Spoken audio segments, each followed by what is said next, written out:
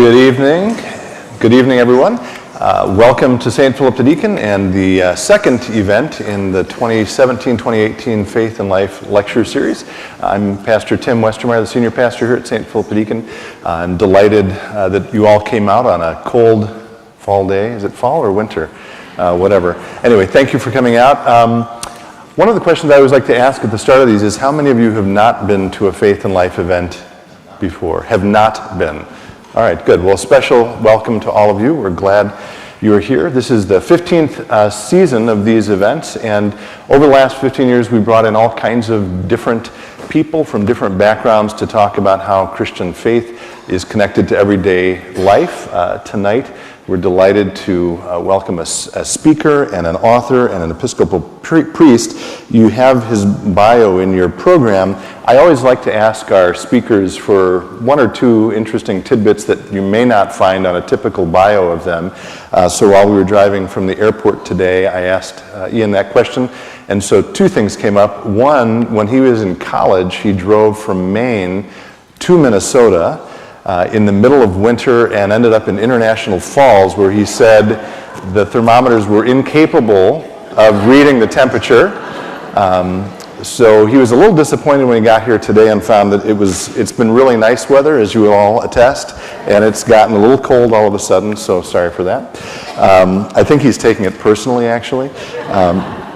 The other thing is, he shared with me that his first love, his first passion, his first maybe even profession was songwriting at a very high level. He's written a number of songs for well-known artists, and he has even won a Dove Award. Is that correct, Ian? A Dove Award? So, yeah. Before I welcome him up here, you may have noticed that we have two chairs up here. When we chatted a couple weeks ago about tonight, he actually suggested that we do this a little differently than we do most of our Faith and Life events. We've done one other event like this, but it's going to be sort of an actor's studio format. So I will ask him some questions for the presentation portion. When we're done with that, you will all have an opportunity to ask your own questions at one of the mics. So that format will remain the same. So as we begin, will you join me in welcoming Ian Cron?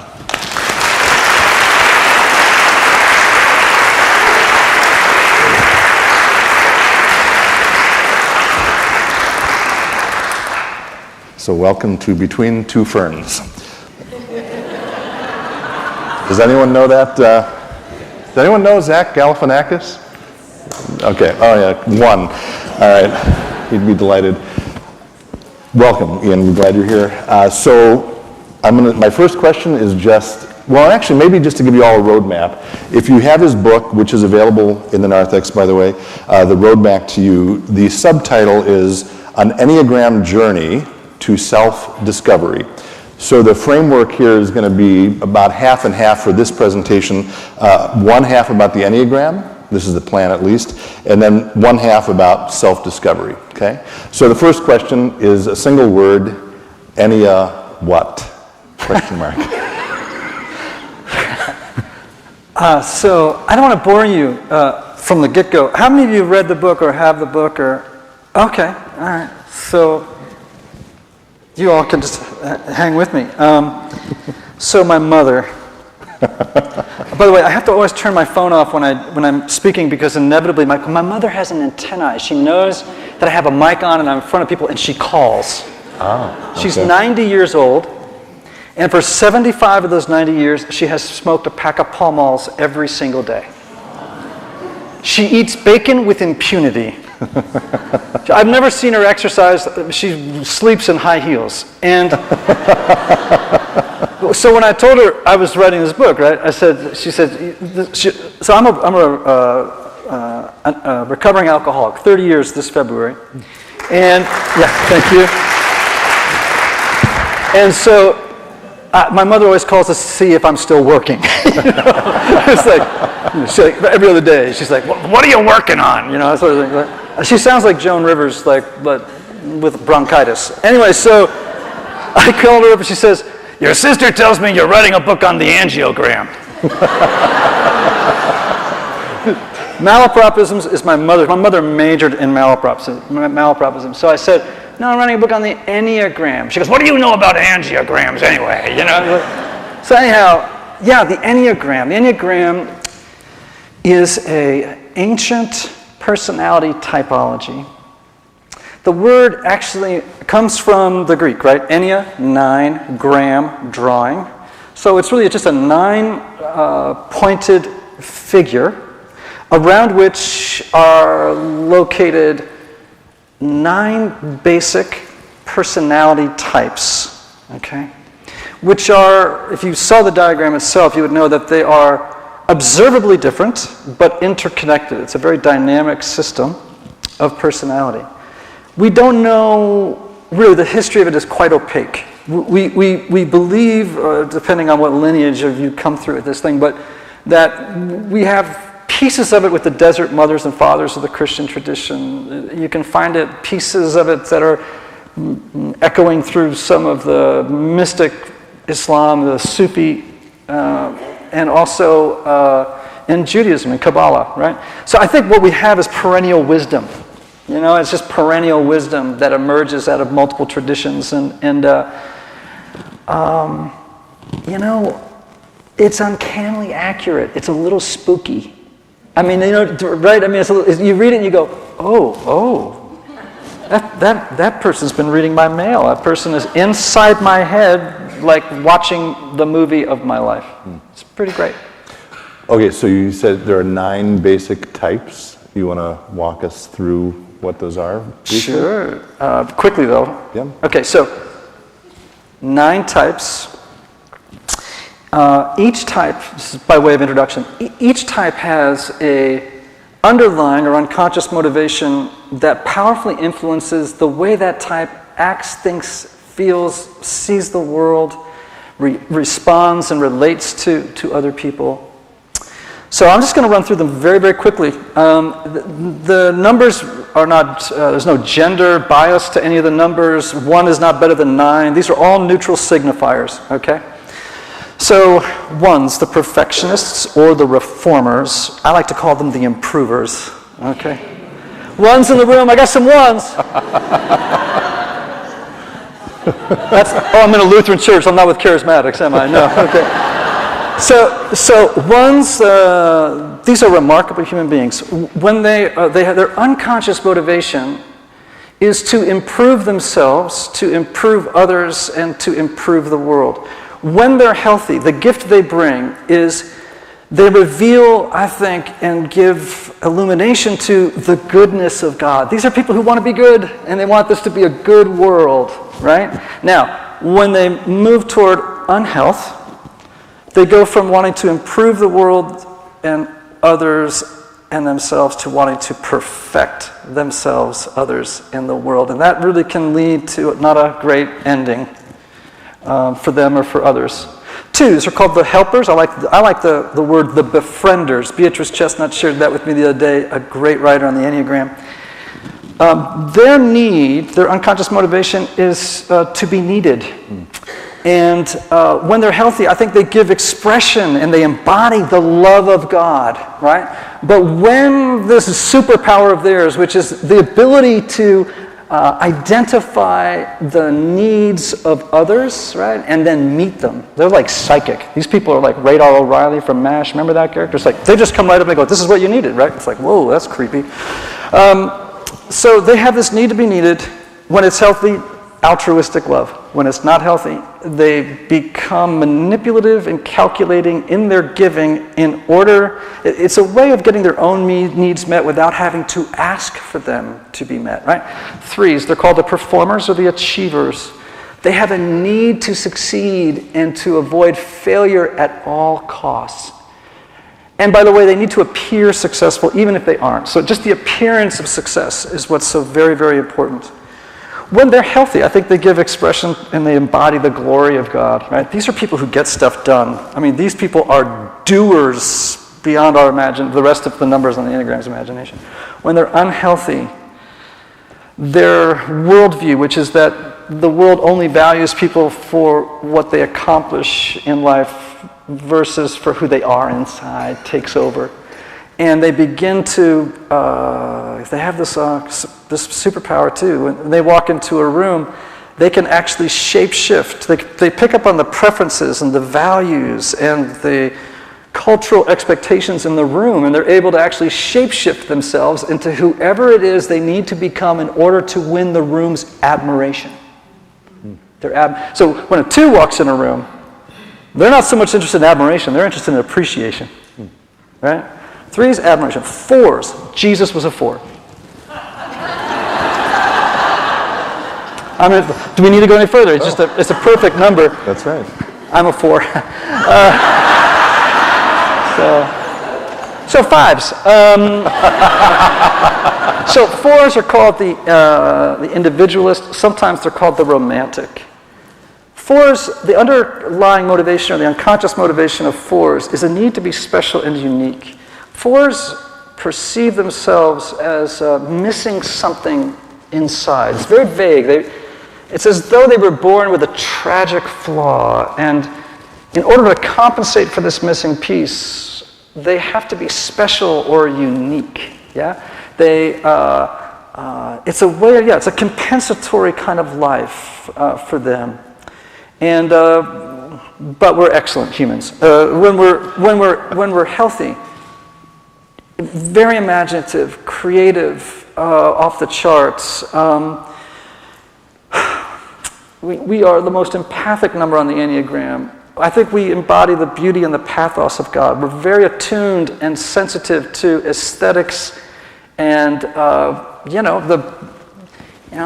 Bob Dylans of the world, Sufjan Stevens, Ingmar Bergman. These are 4s. Just Tim Burton. I'm speculating, by the way. But when we're in a bad space, we are very self-absorbed and out of our minds. We are a lot of work. 5s, the investigators or the observers. I like observers better. Any 5s here? Any 5s? You're not admitting it, are you? The 5s are like, I will not actually come out and tell people I'm a 5. I'm very private, because they are very private people. 5s are the most analytical and detail-oriented people on the Enneagram. Their underlying unconscious motivation is to perceive or to understand. These people aggregate they hoover up information and knowledge about a wide array of topics, usually though about one niche subject in particular. When they're healthy, I think they give expression to the omniscience and the wisdom of God, right? In their truest expression of themselves. When they aren't, they begin to hoard not only knowledge, information, they are not very self-disclosing, private space. They begin to hoard affection from the very people who want to love and support them most. The 6s, the loyalists, or sometimes called the devil's advocates. The underlying or unconscious motivation of 6s is to find support and safety, to believe that they're safe and supported. And when they're healthy, I think they give expression to the unfailing loyalty of God. And when they're unhealthy, they are worst case scenario thinkers. I have a friend of mine who's a 6. He likes to say, I suffer from pre-traumatic stress disorder. Isn't that great? He's always like this, I actually had an aunt. This is no kidding. My aunt, I can't say her name because we're live streaming. So anyway, it doesn't matter. I mean, she's gone now. But anyway, but you know what? Facebook's everywhere. I'm just saying. Anyhow, so literally I would say to her, I'm going to go see the Rolling Stones tonight. And the first words out of her mouth would be, do you know where the exits are? She's just scanning the horizon, looking for worst case scenarios, and then mentally rehearsing for them. As if, if I could know in advance what could go wrong, I'll be ready for it and I'll feel safe in this unpredictable and chaotic world. Now, when they're healthy, again, unfailing loyalty and living in a place of great faith, not certitude. And when they're unhealthy, it gets to be sort of a paranoid, kind of zone of, all these numbers in their unhealthy expression, I think, actually just obscure that goodness. We'll talk about this later, I guess, true self also. 7s, you ready? Almost done now. 7s are called the enthusiasts. My son is a 7. Joy bombs. They are joy bombs. Their underlying motivation is to future think about unlimited possibilities, fascinating ideas, new escapades, new adventures, new fun, all in service to avoiding psychological and emotional pain in the immediate moment. Okay? Again, awesome human. Stephen Colbert, I think, is a healthy 7. Okay? I would like to be a 7 in a lot of ways. I'd like to be but I am Bob Dylan without the talent. Kind of depressed and, fixated on all the wrong things. 8s are called the challengers. Sometimes they're called the boss. Yeah. How many 8s here? Yeah. By the way, you ever notice that the 8s always go like this? They do it. 5s are going. 6s are going. 8s, man. My daughter's an 8. My mother's an 8. Right? My mom is an 8. Right? I'm an 8. So she is, man. She's a force of nature. Y'all are forces of nature, these 8s. I love them. So 8s, they reflect, I think, the beauty of the justice of God. They're very concerned with justice, but they're very power-centered, or power-oriented. They're in touch with where the power is in the room, and they gravitate toward it. 8s, their unconscious motivation is to mask vulnerable and tender feelings, the softer, more innocent side of their interior world in service, and also to not acknowledge it to themselves that it's there. So they really put forth this front of tremendous, it's very armored. It's like palisades, coming up, very, very defended. And again, when they're healthy, they're fantastic. When they're unhealthy, they can devolve into being bullies, being very unhealthy. 9s, finally, I think, actually the number 2 that I think is the number I most aspire to be is a healthy 9. I would love to be a healthy 9.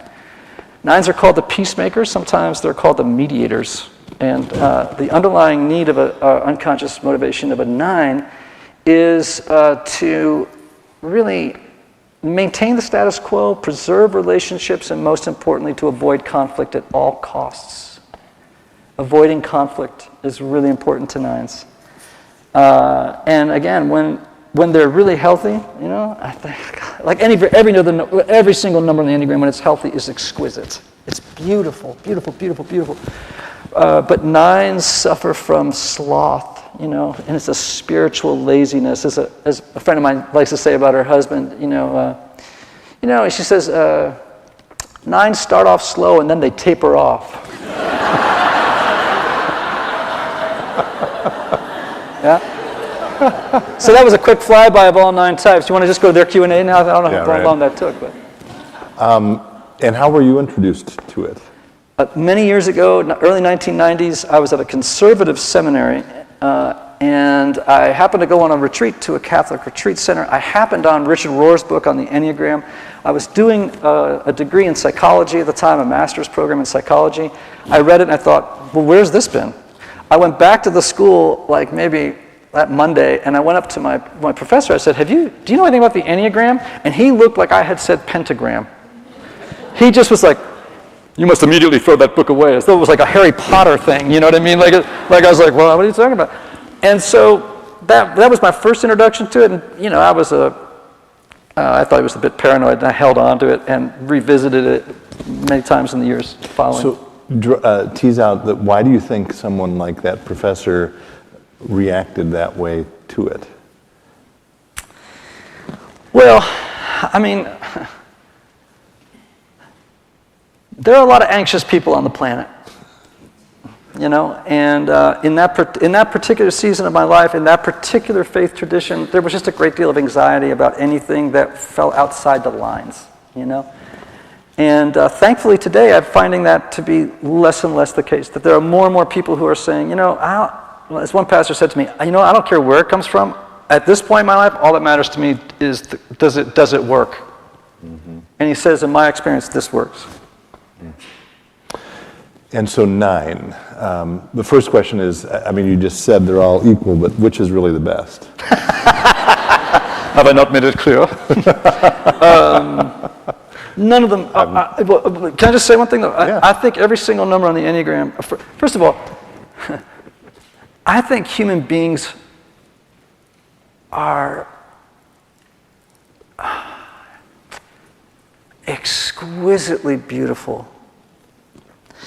And every time I walk into a church or a faith setting and there's all this talk of original sin, and I'm not saying that, we all don't have some problems here, and that we might be part of the problem, but I'm always saying, we need to also talk about original goodness. And I think the Enneagram, the beauty of it compared to other typologies is it will show you your original goodness, and it will also show you that what's best about you is also what's worst about you. It will show you both what's great, and it will also show you your shadow. And we need to know both in the spiritual life. Even if you're not a person of faith, it's good to know both of those things. Yeah? Because otherwise you will bang guardrail to guardrail through life unless you are aware of the ways that you are relating to other people. And I just think that's just an absolute critical thing to know is, who am I? What am I doing here? And how am I relating to other people? How am I seeing the world? How does the way I see the world affect the way that I live my life, internally and externally, right, to the rest of the world? Did I answer your question, or did I forget the whole thing? No, that's okay, fine. good. It was not really a question. Oh, so I answered your statement then. yes. So only 9. It seems like a small number. Yes. Next question. No. Well, first of all, how many of you are familiar with the Enneagram? Okay, good. Whoa. So you're all checking on me, huh? You're all like, I don't know if that's true. How many do we have any gardeners here? People who are like into gardening? Yeah, of course we're in Minnesota. Any of you into snow? Does the ground ever get soft enough to grow? By the way, I won't say about my international fall trip. How many species or varieties of roses are there? A lot, right? But they're all roses, yes? Okay. So, and do some of those roses not look like each other? I mean, like, you know what I mean? Like, maybe some you'd be like, I can't believe that's in the same family, right?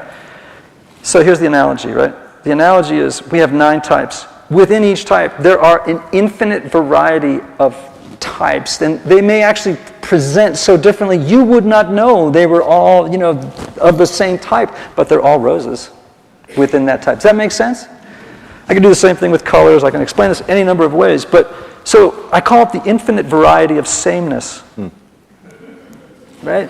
So I'm a 4. I hated finding out there were other people like me, but because I at the time I was dying of terminal uniqueness, but there are an infinite variety of shades of 4. And I am that special little snowflake Mama said, but I'm still a 4. Mm-hmm. Can you say a word about how a person would discover which type or number they are? Sure.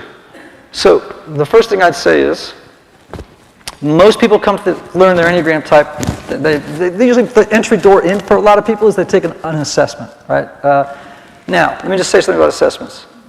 All self-report assessments have I don't care if it's Myers-Briggs, the Enneagram, Strength Finders, the DISC, Colby, Hogan. I can give a long list of these. These are all self-report assessments.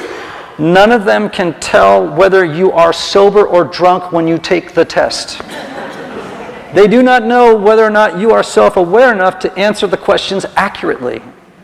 So they don't know, for example, if you're answering the questions in such a way because you would like to think you're that type. Do you know what I'm saying? Like you're curating your own type as you're going. I like them in as much as they are vestibules into the conversation, into the house of conversation about the Enneagram, but they are not reliable, right? Nice entry points, not terribly reliable, maybe 55, 60% of the time, I think. That said, the best way to learn it is reading and workshops, or in spiritual direction with somebody who really, really knows it, or the therapist who really, really knows it, and knows how to use it prudently and wisely.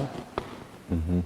You touched on this a little already, but I'll ask a follow-up. discovering this about oneself, doesn't it sort of unnecessarily put you in a box? No. Mm-mm. So I often like to say that the Enneagram doesn't put you in a box. It tells you about the box you're already in and how to get out of it. I mean, let's face it. We all type each other all day long, right? I mean, we would not be on this planet unless we were able to type people. We would have died tens of thousands of years ago. Because think about it. You walk down the street. We are people who immediately, because of our way our minds work, which are very dualistically, right? We go down the street, we go, like me, not like me. Friend, foe. Good, bad. Do you know what I'm saying? We are constantly categorizing and typing, and because if we hadn't, we would have died on the Serengeti about 25,000 years ago, because we wouldn't have been able to go, lion, bad. You know what I mean? So type, bad, lion. So this is just part of human nature to do this stuff. And, what was the question again? Go back to the beginning. Bring it back. I don't remember again. You don't remember? Put you in a box? Doesn't no one put you in a box? Yeah, I mean, we do this anyway. So let's identify a few boxes. I'm not saying that it's infallible or inerrant. In fact, my favorite quote in that book is the statistician George Box, who says, all models are wrong, but some are useful. Yeah. I love that quote. It's my favorite quote in the book because it's like, of course this is wrong. We're talking about the mystery of the human personality. These are image bearers. These are, but it's useful. You got to have a starting place for the conversation, and this is a good one about what it means to be human. And we're going to transition a bit maybe into the question of the true self. And we're heading toward the esoteric. Yeah, and how it connects to our faith. But I want to go back again sort of to what I perceive anyway, and I don't sense this here, and to be clear, I don't believe this, but I sense there's some resistance among certain strains of Christianity to this kind of self-knowledge, and we found that out in a very specific way related to this talk. We promote these in email and Facebook and stuff, and one of the posts, maybe some of you saw it, included a few articles about the Enneagram as background. And someone, I don't actually know who it was, posted a comment that said, and I'll choose to believe it was a charitable question, and I'm quoting here, why not just trust the Holy Spirit for revelation, right? So again, it's a little connected to that response you got from that professor years ago, but can you unpack that a bit? Yeah. In my experience, I think one of the greatest defenses that people employ to avoid having to look into their inscape, into their inner world, is religion. Religion is a great defense against having to look at your shadow. So let's just, why don't we just wait for the Holy Spirit to do it? It's like, what? That seems ridiculous to me. Maybe this is the Holy Spirit. Maybe the Holy Spirit is saying, do the Enneagram, stupid. So it's like, you know what I'm saying? It's like, so this idea that let's just sit back and then, to me, that's just going like this. And just, kind of like saying, let's just sing a song, clap our hands, and ignore the fact that the human person is it's a privilege that we have the ability to reflect. Do you think about that? We have the capacity to self-reflect. That is a gift that we should not turn away from. I think we are sorely impoverished if we do. And then an easy follow-up or segue from that, again, moving us maybe to the more spiritual or whatever. And you have a ton of great quotes. How many of y'all have read this book, did you say? Okay. My child who's in college thanks you. Yeah. And, even in the first few pages, there are countless quotes from some of my favorite authors, Frederick Buechner, Flannery O'Connor, Thomas Merton among them. Thomas Merton, when you say that, cross yourself. Oh, yeah, okay. Because Thomas Merton is maybe one of the greatest religious geniuses who ever lived. Yeah. But there's a quote by John Calvin who some of you may know we're celebrating the 500th anniversary of the Reformation this coming weekend. Calvin, of course, comes out of that tradition, a little different than Luther, but and related to the point you just made, says, without knowledge of self, there is no knowledge of God. So, That's pretty good, isn't it? Yeah. Augustine, I think I have a quote in there at the very beginning by Augustine where he says, he has a little prayer. It's like, Lord, help me to something to the effect of, Lord, help me to know myself that I may know thee. So think about this. If you and I are image bearers of God, which I believe we are, and you want to know who God is, wouldn't you yourself not be the best primary source? Your first line of research. In other words, if you are bearing the image of God, self-reflection would begin to tell you something about the nature of God. This is Karl Rahner, the great Catholic theologian, right? Like, we tend to think, okay, I'm going to focus all my energy on studying systematic theology or the Bible. I'm going to, it's all this externally focused stuff, right? And it's like, well, why don't you look inside? Because if you bear the image of God, you're going to learn a lot about God by learning about you. Yeah? Instead of saying, oh, no, I'm depraved, right? Which actually is that's a sort of an abuse of Calvin, really, to think of the way that so many Calvinists I know today, I hope I get in trouble here, are really neo-Puritans. They're not Reformed. And so they take the depravity thing to the bank and then some. So I just really feel like because of that, they think anything internally is too stained. And I'm like, are you kidding? Like, you don't want to become a navel-gazing, self-absorbed person. That's unhealthy for anybody. That's just, narcissistic, introspection. No. But to be able to look in with the posture of what I call unconditional self-friendship. To look inwardly and to be curious, yeah? And to be able to say, who am I and what does that tell me about the person of God? That'll tell you a lot. And then another short quote, this one from Flannery O'Connor, and who I love deeply. And actually, I've got a quote from her on my wall. I've got a framed thing from Merton.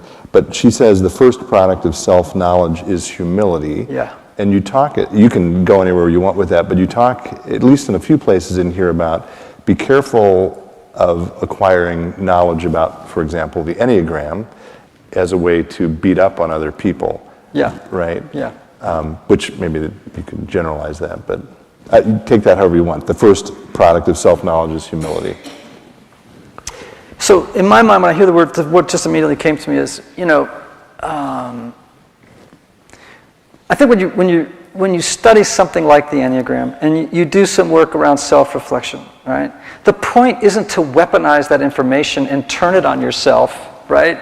And use it in what I would call in sort of a shame-drenched way. Like I think honestly that grace and love are the two most powerful forces in the universe. But shame is running a close second or third. Shame is so toxic, so debilitating. And I think, so we want to be very careful when we use the Enneagram that we don't use it as just another, arrow in the quiver of self-indictment, prosecuting ourselves for not being enough. This is where all the shadow side is. No, we don't do that. What humility does is it right-sizes us. It's about being rightly sized, right? I am a creature, not a creator, right? And so humility isn't about debasing. It's not about shaming. It's just a matter of saying, this is what I am. I am a creature, not a creator. And that's okay. Yeah, it just puts me in there. So I think what O'Connor there is referring to is it also puts you in touch with your need for grace, which is itself a very humbling transaction, to encounter grace and have to receive it by saying, like at the Eucharist, we do this instead of this, like in my tradition, and it was probably similar to yours, right? And I always tell people, when you come up for the Eucharist, always go like this, never go like that. That is what went wrong in the garden. Always come up like this. You see, this is the posture of humility. And can you imagine what would happen if every corporation, every country, right, every leader led us from this posture instead of that posture, right? And I think this is part of the humility, is realizing kind of by nature, for whatever reason, all of us tend to do a lot of that in life, yeah? Taking instead of receiving. And I think what the Enneagram does is it shows us when we tend to be in this zone and when we tend to be in this zone. Mm-hmm. Does that help? Mm-hmm. Yeah. I thought it was pretty good. That was pretty hot right nice. there. Right? Yeah. Do you need a break or? Yeah. So we're sort of swirling around both these things, the Enneagram and self-identity, but to maybe go a little deeper into the sort of true self or false self or whatever language you would prefer. Mm-hmm. I'm going back to, this is actually Merton. And the quote that you got choked up about when you were first being introduced to the Enneagram with Brother Dave. And I love this. He says, this is Thomas Merton again, sooner or later we must distinguish between what we are not and what we are. And we must accept the fact that we are not what we would like to be. We must cast off our false exterior self like the cheap and showy garment that it is, and find our real self in all of its elemental poverty, but also in its great and very simple dignity. Man, here's the thing about Merton. I mean, I could just talk all night about Thomas Merton. Any Thomas Merton fans here? Yeah. I mean, unbelievable, right? I can remember reading the 5th chapter of New Seeds of Contemplation. I was 28 years old. I was sitting in the back of St. Catherine of Siena Church. I was going down the road of life like this. I read chapter 5 and I went, put your blinker on, boom. Changed the whole direction of my life. It's Merton who really begins to help us. And he coalesces a lot of teaching from the past around this topic of what does it mean to live out of one's true self, and what does it mean to be living a life of falsity, yeah? Of not living from the space of your true self, but from the space of a false self. He would say, and I'm quoting him, he says, "For me to become a saint means to become myself." Now think on that for a second, because it's awesome. For me to become a saint means to become myself. I grew up Roman Catholic, right? And I loved the Mass. I was educated by Roman Catholics, not as good as the Mass. Explains why I've had more therapy than Woody Allen. But I loved the Mass, yeah. And I then, in high school, was involved in Young Life, and God bless Young Life. And in those days, they were much kinder evangelicals. What was a different? I don't want to say kinder. It was a different universe of, it was much lighter weight than I think what people now in this contemporary culture think about when they think about evangelicals. And I don't would not self-identify that way anymore, but I have a great deal of love and a debt of gratitude to that community of believers. And Merton and this whole truth, so I was taught in that evangelical world, well, you need to become like Jesus. You know what I mean? Like, okay, the whole point of everything is you need to become like Jesus. And I think what Merton is saying is, no, there's already been one. We don't need a robotic, sort of, in fact, that's just that imitative sort of faith experience is actually creating another false self. Do you see that? Like you're by doing that, now I understand the sentiment. Don't hear me as throwing out the sentiment. I appreciate the sentiment. But the way that it sometimes gets distilled in the human mind is, okay, I just got to act and walk and talk like Jesus did. It's like, no, God wants you to be you. To be the unique image bearer of God, even within type, right? And so for me, and Merton would say this, the whole goal of sanctification, the process of spiritual growth, all comes down to making the movement from the false self to the true self. So when Paul says, "For I have been crucified with Christ, and I no longer live, but Christ lives in me. The life I live now," wait a minute. Wait, go back, Paul. You just said, "I have been crucified with Christ," and now you're saying, "The life I now live." Who are these two different I's? Like you're saying one died, but now you're talking about another one at the back end of that sentence. Who are you talking about? So Richard Rohr a friend and in many ways a mentor to me, by distance, he would say the way to really translate that is, for my false self has been crucified in Christ, and my false self no longer lives. The life I live now, right? The life my true self lives now. Right? Do you see the point? So it's this. So there is this progression in the spiritual life from the false to the true. The Enneagram reveals, I think, or begins to reveal what your false self is, and provides a transformational growth path, or the beginning of one. It's not comprehensive, but a beginning path toward moving from false to true. Yeah, to being that expression of God in the world. I like how Marilyn Robinson would say this. Anyone a Marilyn Robinson fan? Ooh, boy. She was here a few years ago. Gosh. She would say, we need to know who we truly are so that we might complete the errand upon which we were sent here to perform. And what a tragedy it is if we go through life not having lived into that true self, that we might fulfill the reason we are here, that fulfill the errand upon which we've been sent. Yeah? Mm. God, I mean, that's what it's about. That's awesome, yeah. And just picking up on that, again, we're in the tradition that this church is, the Lutheran tradition. I like your collar, by the way. I would have worn mine had I known. Yeah, but with the purple shirt, you said? I was going to wear with a purple shirt so I could say I was a bishop. Yeah, okay. Which would be the worst thing that ever happened to the church, just so you know. Would not end well for it. Anyway, one of the, we all know one of the differences between the Protestant and Catholic worlds is the Protestants didn't bring with them the idea of saints, at least not ones that have been grandfathered in the Bible. I mean, here we are in St. Philip the Deacon. Which is a little bit better than St. James the Less, which I was a part of. Or St. John the Mundane. Yes.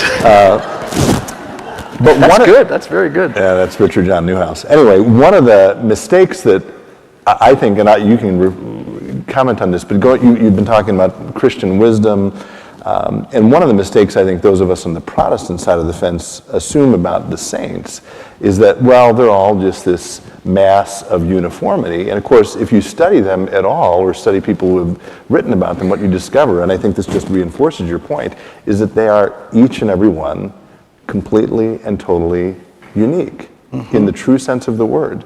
None of them are like the other. Is that fair? Oh, absolutely. But I would say this. Having spent some time doing a great deal of studying in the contemplative stream of theology, and or of spirituality, I should say, and the mystics that got thrown out during the Reformation, right? Yeah. Saint Teresa, John of the Cross, Julian of Norwich. I could go on and on and on, right? These great giant minds of the spiritual life. You could boil down all of if you could just throw them all in the super collider and say, I would like to have a very brief, just a précis of what they were all saying. You could get it down to 2 words. Wake up. That's the entire message of the mystics. Wake up. Wake up. That sounded very severe. I didn't mean it to, but kind of, because it's like snap out of it is what they're saying. And wake up to the urgent immediacy of God's presence in the world. That when Paul says you live and move and have your being in God, it's like he's not fooling around. That's not like some kind of, he's like literally saying like right now, you and I are living in a world brimming with God. It's not pantheism, right? What he's saying is, that Augustine would have said it, right? Like this, he would have said, God is closer to me than I am to myself. Okay? So that's the whole message of those mystics. And we threw that out of the tradition at the Reformation in favor of sola scriptura, and then over-privileging the analytical discursive mind as being the only pathway to understanding God. And then threw out things like experience and intuition, and all these other ways of encountering God, these epistemological sources, right, for understanding and knowing God. So this is again why I love the Enneagram, because it is reviving in a way. The word mystical is such a moving target. It's so smushy, but it is awakening, I think, to the fact that there are sources that can help us wake up beyond just dare I say it, just the Bible. I don't mean to say just, but the Bible is a source. But it is not the only source of information about who God is and about who we are. So that's great, because because frankly the Bible confuses me half the time. In a good way. I mean, it kind of like short circuits me in ways that keep me in the game, because it's fascinating and moving. But So, and again, you've been talking about this in many ways throughout the night, but I'll just ask it a little more explicitly. This is the Faith and Life series, and it's explicitly Christian. As I mentioned, all of our speakers, sort of the table stakes for our speakers is that they are Christians, right? With one exception, I think, who is a Jewish gentleman. So talk a little about, you said earlier that religion is one of the ways that we hide from ourselves, but what's the positive side of our faith, and particularly the Christian faith as it relates to the Enneagram or self-knowledge or the role of Jesus?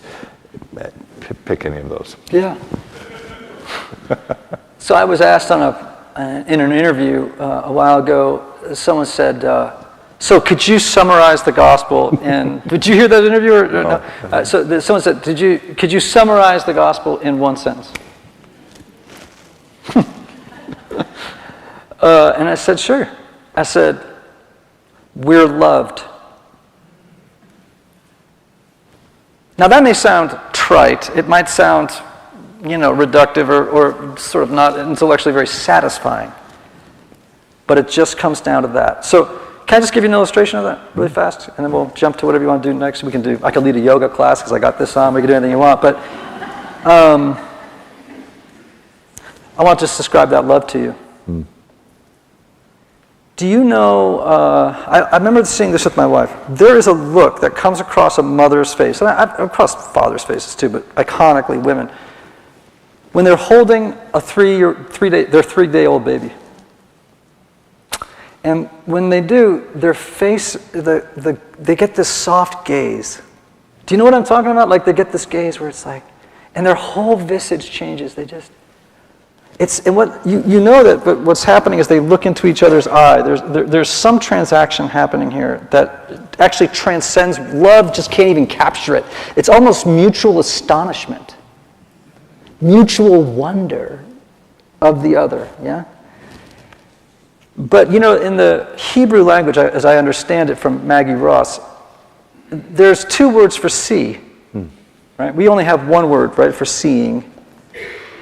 The other one in the biblical language, I think in Hebrew, is the word behold. Now we don't use that word, obviously, because if we did, we'd probably be cherry-picked off the street by human services. Behold the car.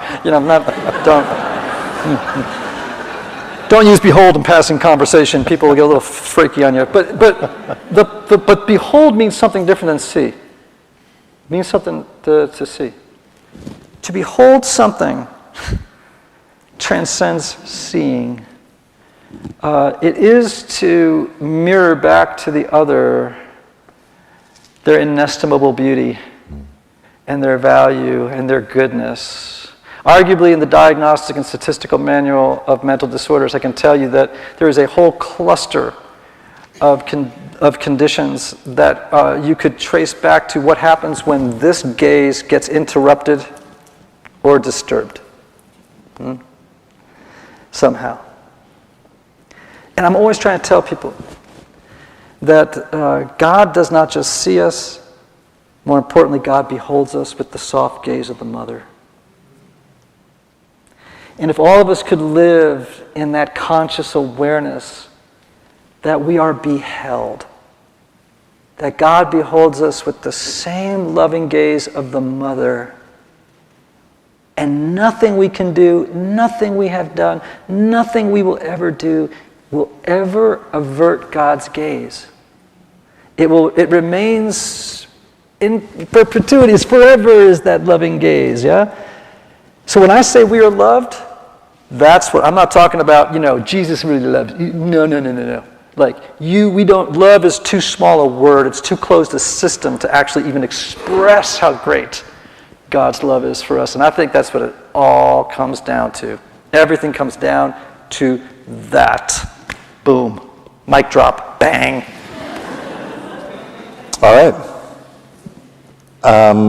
I'll ask you, the thing I was going to let you close with was that blessing from You were going to let me Brother close with it. Dave. I said, oh yeah. But I mean, what you just said was awfully beautiful. Okay. You want to leave it? All right. Sure. So, thank you. All right.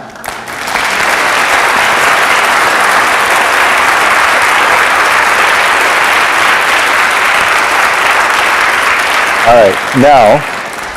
Now I got to remember what I usually do on these nights when I'm not asking questions. We're going to let you rest your voice for 2 seconds, and then we'll give you all a chance to ask some of your own questions. Before that, though, I will do a couple of things. One, I want to draw your attention in your program to the next event, which is on the left, inside left. It's with Peter Enns. So we're going to wait all the way till February 1st. We're going to get through the cold winter first. And you actually know him. I do.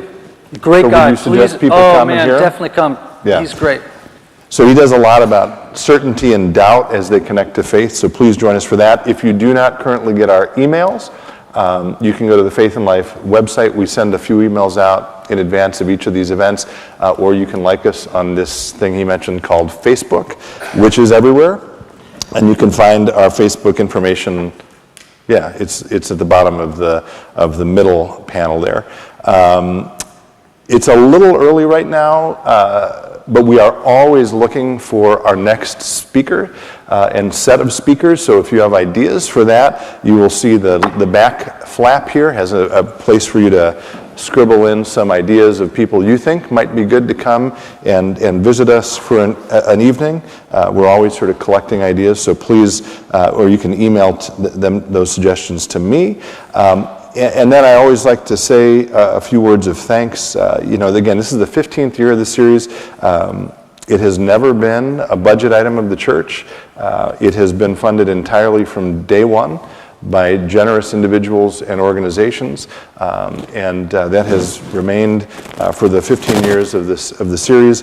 So let me just say thank you to a few people or organizations. Productivity Inc., which is a local company here in Plymouth, Cressa, and I saw Jim here. Thank you, Jim, as always. Honeybee Capital, I mentioned maybe if you were here last time. Honeybee is actually owned by Catherine Collins, a woman on the East Coast who was a past speaker here and was so sort of delighted by what she saw us doing.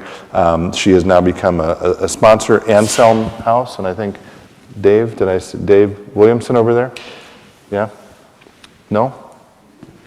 Dave, you're here. I'm saying he's on the board of Anselm House, so thank you for being here. Rapid Packaging, Malley Design, Sparky Abrasives, Thrivent Financial, Motive Action, and Mastercraft Labels. And then all of the individuals, I won't read all of their names, but I'm so grateful to our generous sponsors.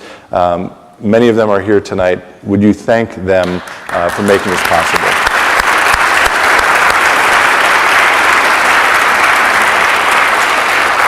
Oh, and Jeff Elstad always plays guitar for us, so thank you, Jeff, very much for your music. And now I'm gonna go sit down over there and get out of Ian's way, and you all are welcome to come up, one at a time preferably, to ask questions. And again, there's a mic to my right and to my left, which I will turn on now. And if you want to stand up or sit down, whatever you want. Stand up, sit down. Okay.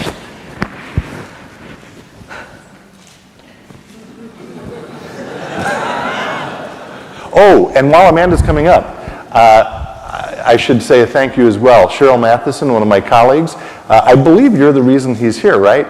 Cheryl is one of the pastors here at St. Philip Deacon. You heard him at an event? No, she read his book, and all of them. So yeah. Anyway, Cheryl, thank you for the suggestion. Cheryl and Amanda, who's about to ask a question, always have great suggestions for speakers, so thank you very much. Why don't you thank her for making me aware of him?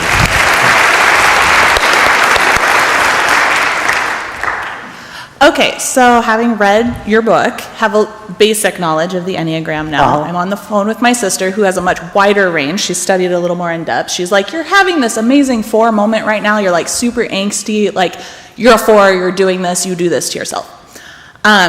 Because she's a truth teller, she can use it as a weapon against me, and we can talk in that language. Bad dog. Exactly.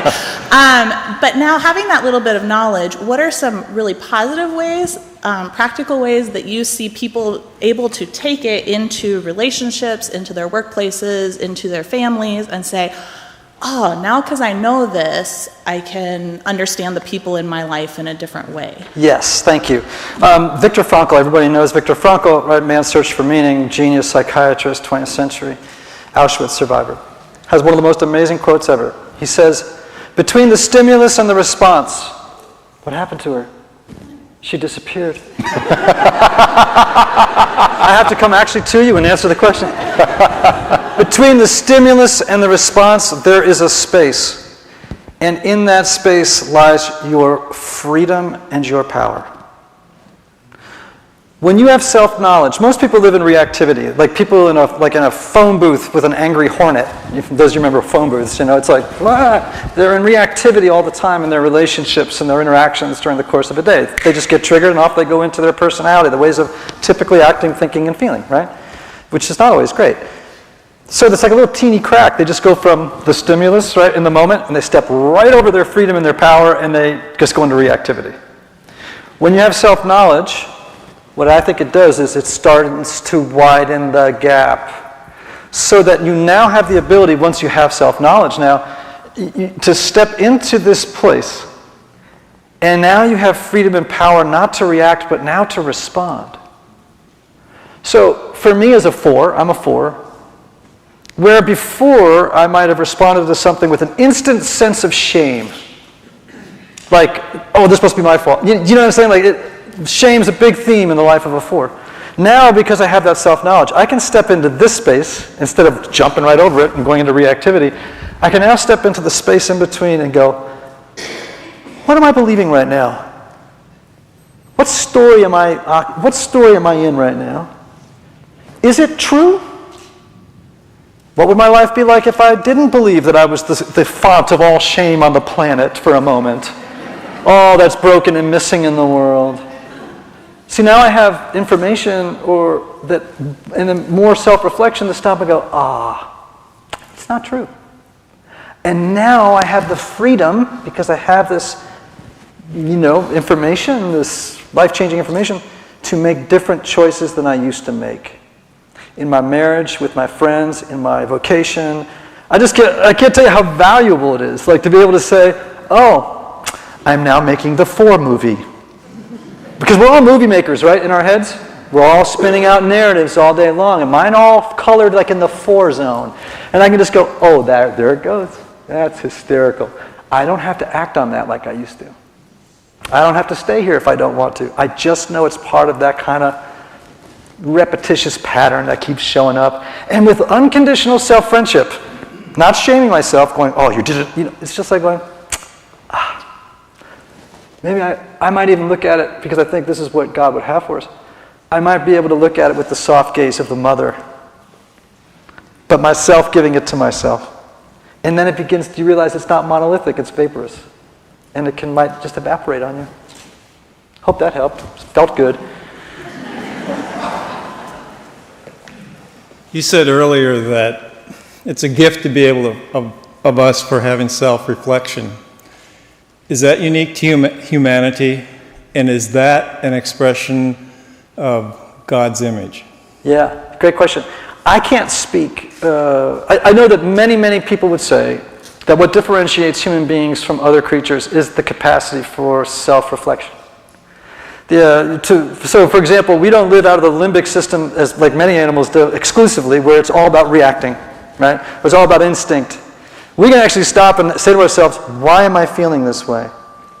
Why am I acting this way? What's happening in my interior world? Or how does my history affect my present?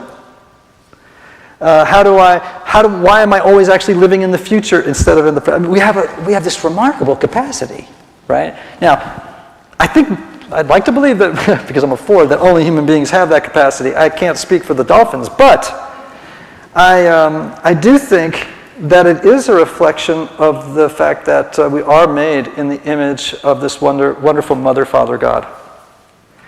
And that it is part of our gifting and part of our burden to be able to self-reflect. But what a gift. What a gift. Where would art be without it? Where would great music be? Where would we have Mahler? Would we have Arvo Pärt? I mean, I can just go on and on, with just examples of what power of self-reflection. Yes? One of the things that the Enneagram helped my family with was a moment of crisis when grandfather had to have the car taken away from him, the keys, because he's an 8. And we didn't know anything about the Enneagram, but it helped us tremendously to understand what his turmoil was, because he was very angry. His power was taken away. In the moment that is for some a crisis today, can you give any insight? And I know you can't tell us what number somebody else is, but can you help us understand the inner landscape or inscape of President Trump? Really?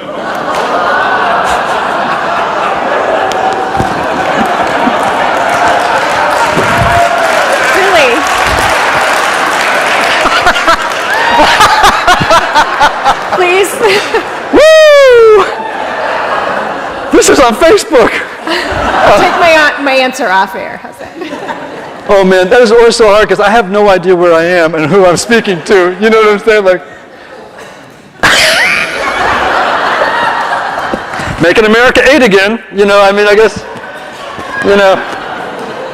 that was pretty funny actually. We'll run with it. I can't tell you because I'll tell you why. And I'm joking when I made that comment. You cannot, first of all, you can't type anybody else. When I've mentioned names, it's all speculative, but because you can't read the unconscious or underlying motivations that are driving the characteristics and the traits. Let me tell you something right now so you all know. Each of you is all 9 numbers.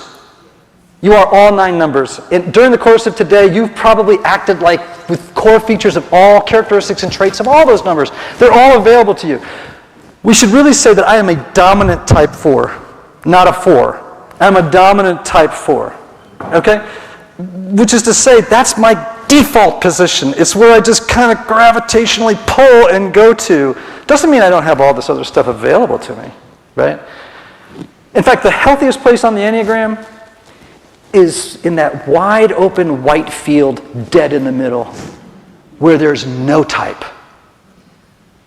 Where you're not clinging to one and therefore not having, making yourself available to all. I mean, people say to me, what number is Jesus? And I go, no number. I think the great spiritual masters were all no number. They lived in that white field in the middle of that diagram where there's nothing and where all of those things were available to them. In equal measure to them.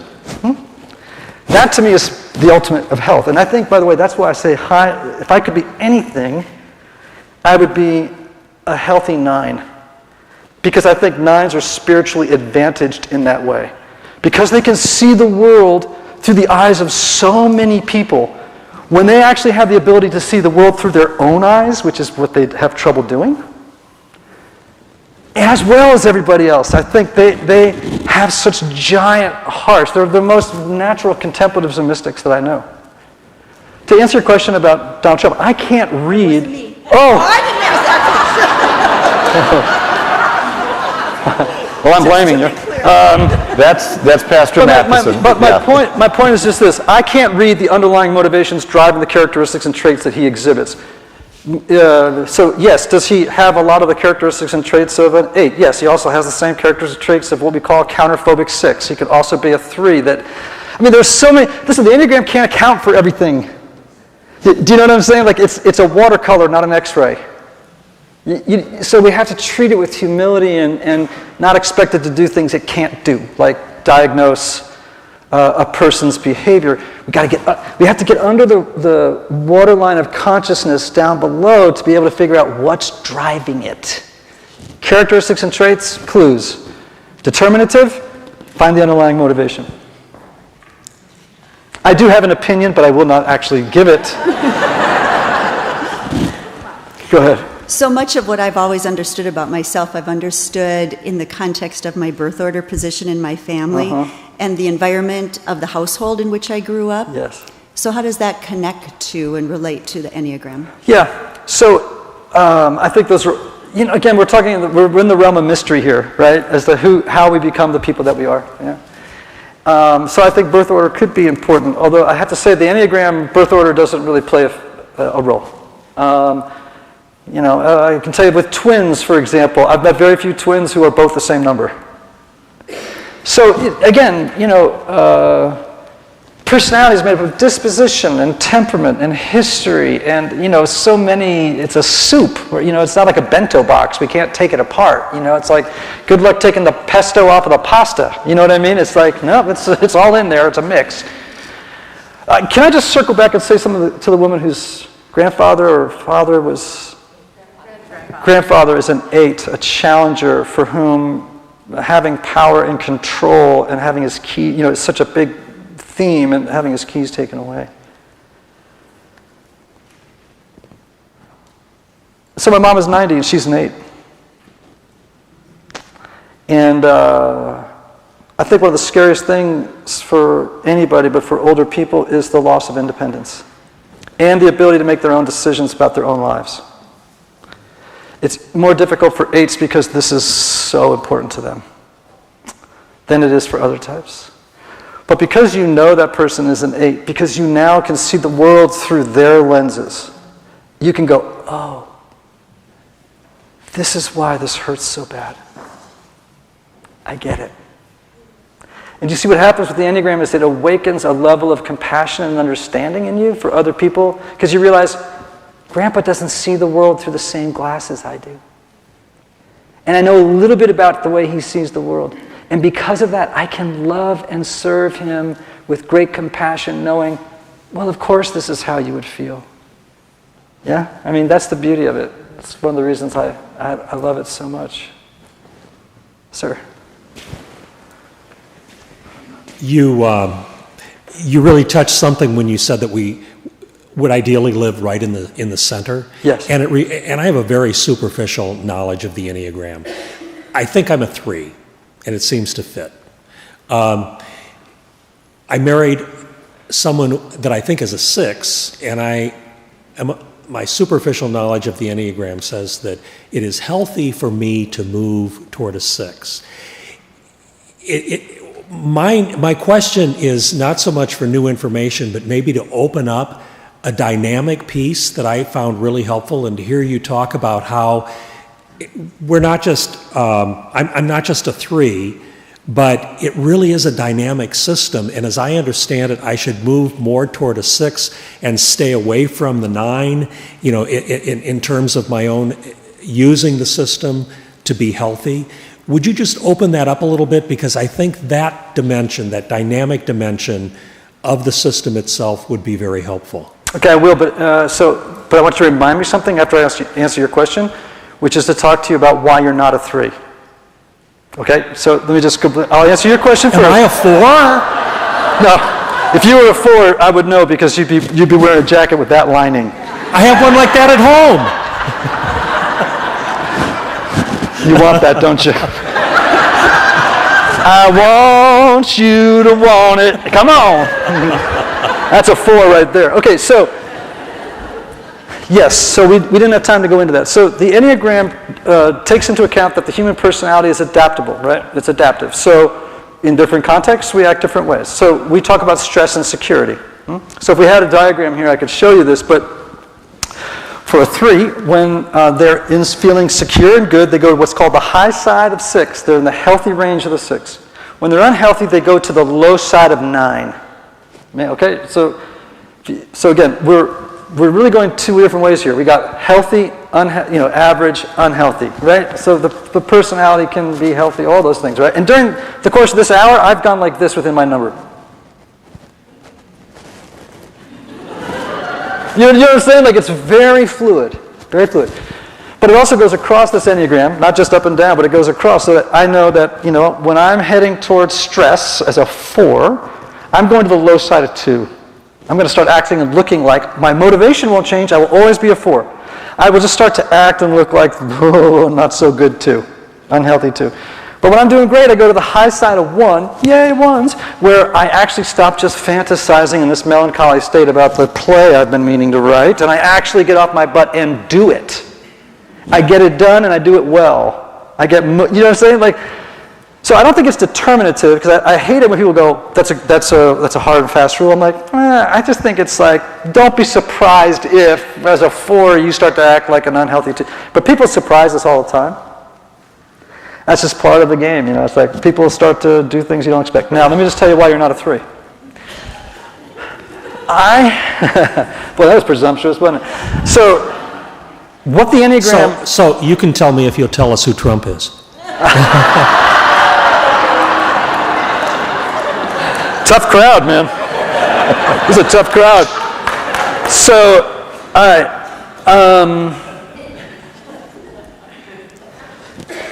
When I teach the Enneagram, one of the things I tell people is, I'm not going to tell you who you are. The Enneagram will not tell you who you are. It's going to tell you who you aren't. So let me explain what I mean by that. Your 3-ness, okay, is born from a particular wound, historical wound in our past. These are traits and dispositions partly born out of your innate gifting. They're born from your needing to, there's a whole host of things that you're trying to address as a little child. You're just trying to get your needs met. Your needs for esteem, approval, affection, right?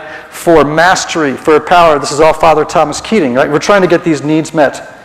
And what you learned was, if you're a 3, was, man, if I can just do these things, people really pay attention, I get stroked for it, and I get my needs met. And then you start to inflate and exaggerate these behaviors, and then you hold on to them long after the threats of early childhood are gone, and you're continuing to use them at 50, and it doesn't work as well as it did. This is getting much too scary. I know. But that actually is part of the journey, is a little scary. It's like when you first learn about your number, part of you would probably go, oh gosh, that smells like bad tuna. It's like do you know what I'm saying? It's like, ow, it's a little hurt. Because it actually exposes what we're not. Who you truly are is the one who is being gazed upon by the loving God. When you are healthy, all those dispositions and traits are no longer those 3 traits and dispositions, all that stuff is no longer in service to your ego or your false self and getting the world to organize its priorities around your life program. It's really in service to embodying and giving, and reflecting out to the world the glory of God, right? And if you were 1, the goodness of God. And that's who you truly are. So what I'm actually exposing when I'm doing the Enneagram isn't really about who you are. So when I hear people say, oh, I'm a 4, I'm not a 4. That's what I've been believing my whole life, is that I am my personality. You are not your personality. Thanks be to God. Right? I mean, you're not the sum total just of how you act, think, and feel on a daily basis. You are infinite. You are the one in the Christian tradition who say, who is hidden in Christ. You know what I mean? Like that, it's a powerful, beautiful mystery. Only God knows the entire totality of your person. It's your journey and adventure to find out en route to that far-off country. Right? Who am I?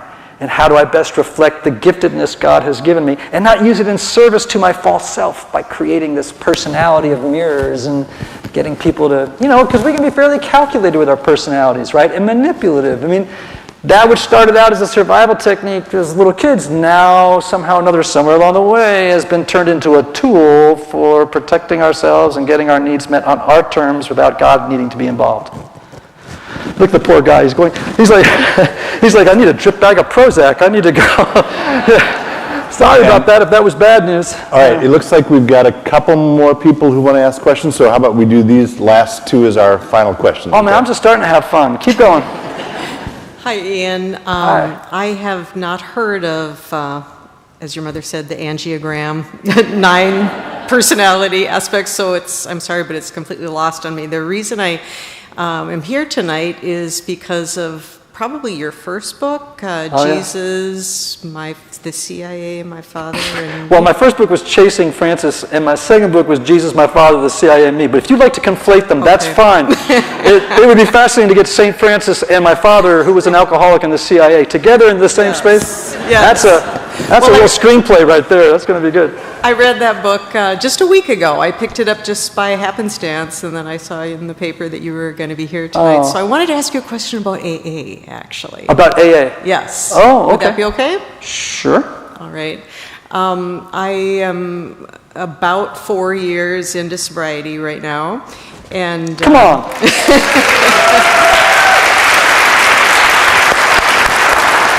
Hooray. I have been attending AA meetings, but I feel like I've gotten the message.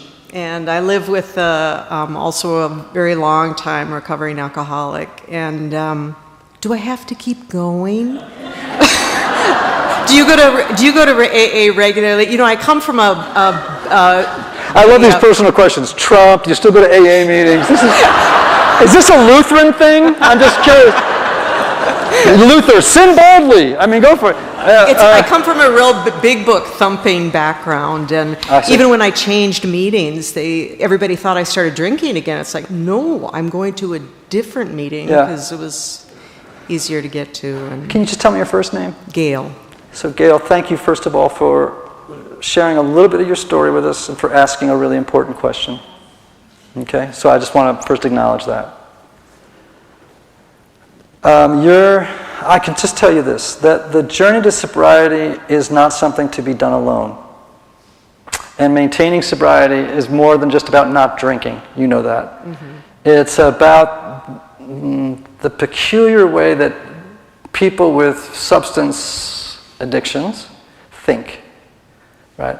As you know, it's not about the drinking, it's about the thinking. Drinking is the easy part to change, actually, relative to the thinking that has to get sorted out among addicts. And by the way, nobody in here is not an addict. It just means, mine might be a little bit more public because it can end up in the police blotter. But actually, some of yours can too.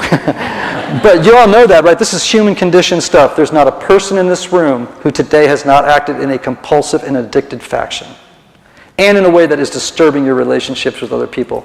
Look at your personalities.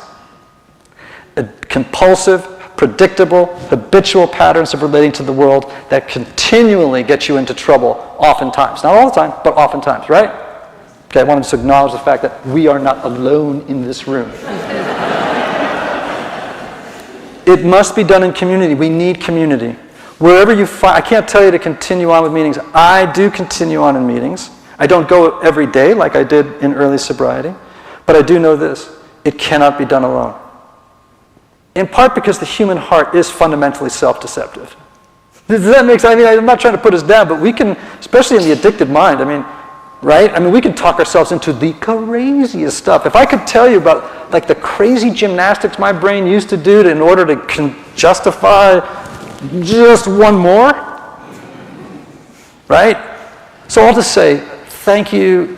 And I think wherever you find community that supports you in remaining not only abstinent from whatever substance it was that you found yourself roped into, but also into right thinking. Yeah, and the Buddhists are so good at this, into right thinking. Then, if that works, then you're able to remain sober. But I would just always say, be very careful of thinking you can go it alone. Okay. Yeah. All right. Thank you.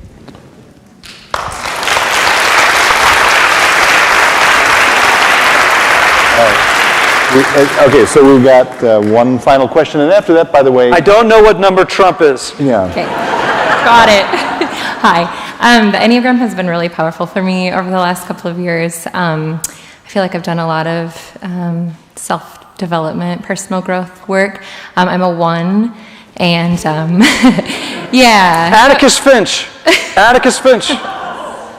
A healthy one on the Enneagram. And Atticus Richard Finch. Oh, yeah, I wish I'd had him as a father. And Richard Rohr is a 1, too. And Richard's a 1.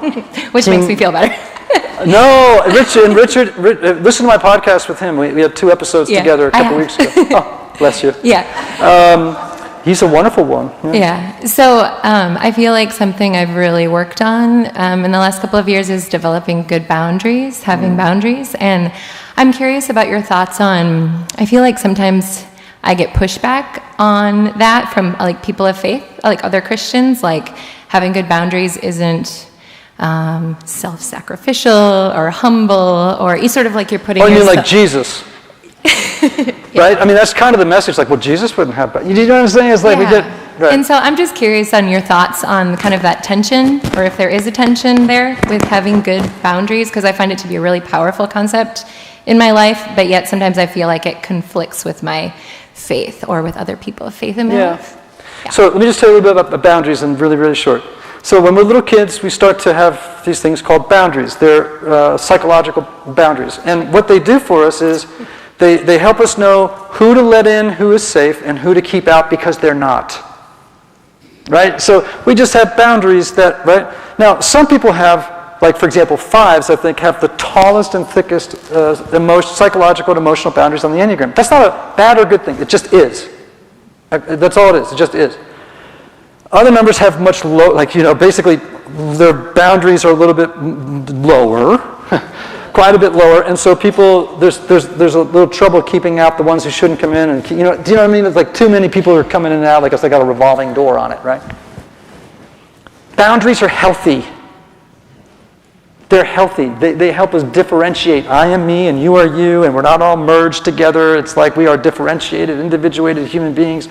I have a space here that says you may not come into my space in a way that's violating or inappropriate. Do you know what I'm saying? It's like you gotta have good boundaries, and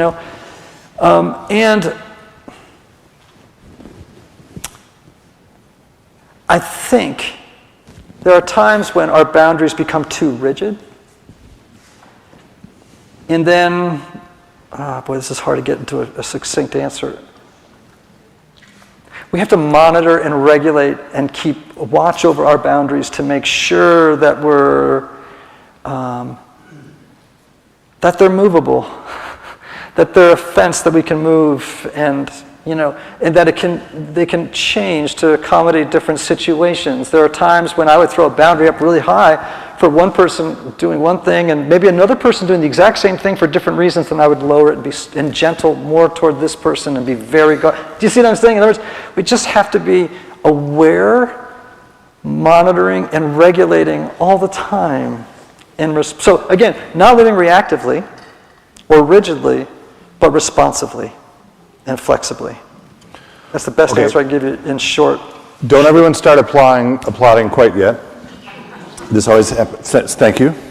Ian, would you just come up here for a second? Yes.